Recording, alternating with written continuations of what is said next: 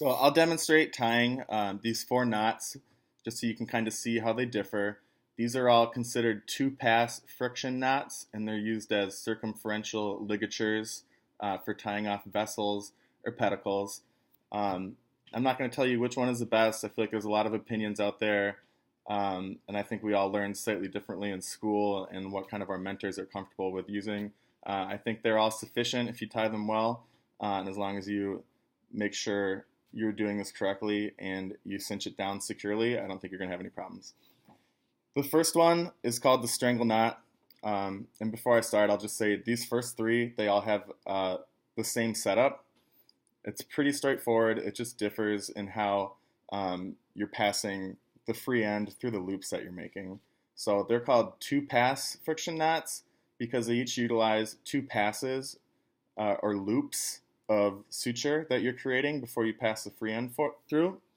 And by utilizing two of the loops with your suture end, you're just creating more friction points, and it makes the ligature bind more securely and less prone to slipping.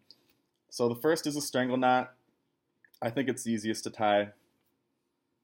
If we say we're going to ligate my fingers here, we're going to take the free end of our suture and we're going to make our first loop by passing it around once. And then the key for these three knots so right here, this is our first loop. And the key is you want to cross over this free end of suture before you make your second loop. So you cross it over, you make an X, and you bring the free end of the suture parallel to the second loop that we just made. So one more time. There's our first pass, cross, make an X, have this come up parallel to the second loop that we made. And for the strangle knot, it's pretty simple. Here's our free end.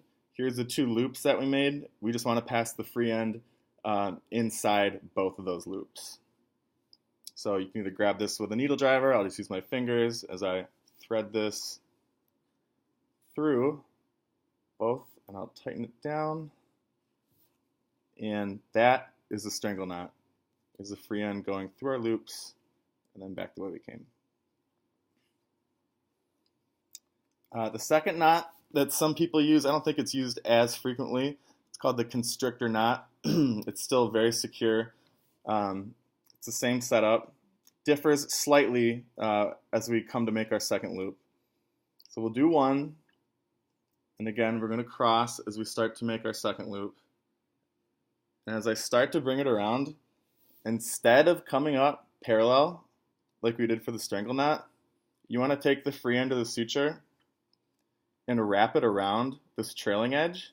So I'll just drape it across here. And instead of going through the two loops with the constrictor, you want to go up the middle of the X. So with your tail, I loop it around the trailing edge, and then I'm going to thread it between there, and then bring it up on this part of the X.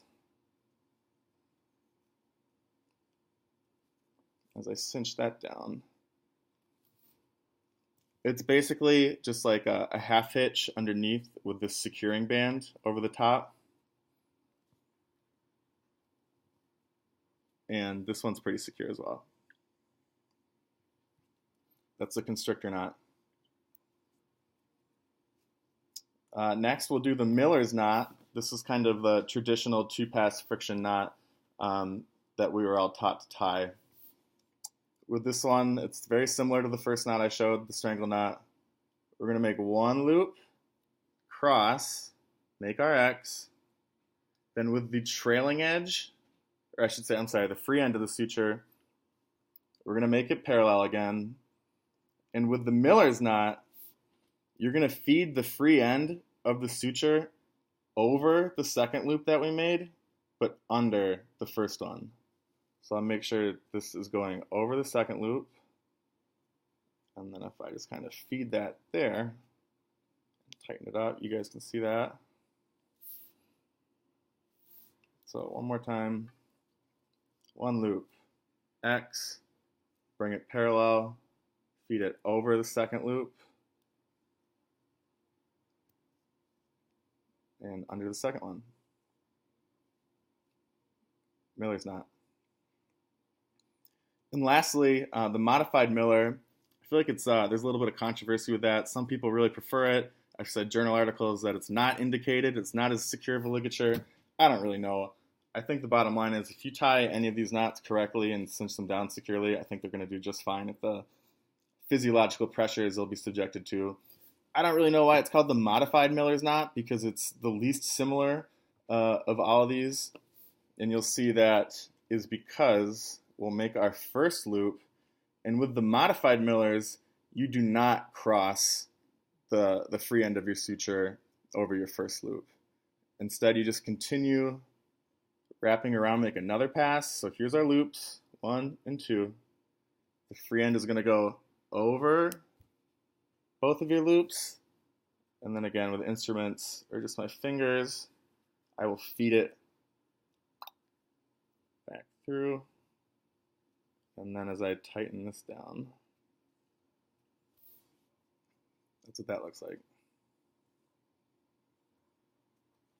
So again, real quick, Miller's knot, 1, cross over this one, under the first one, whereas modified Miller's, loop 1, loop 2 does not cross, it goes over the first 2 and through the middle. So there you have it. Let me know if I can clarify anything in the comments for you guys. Thanks.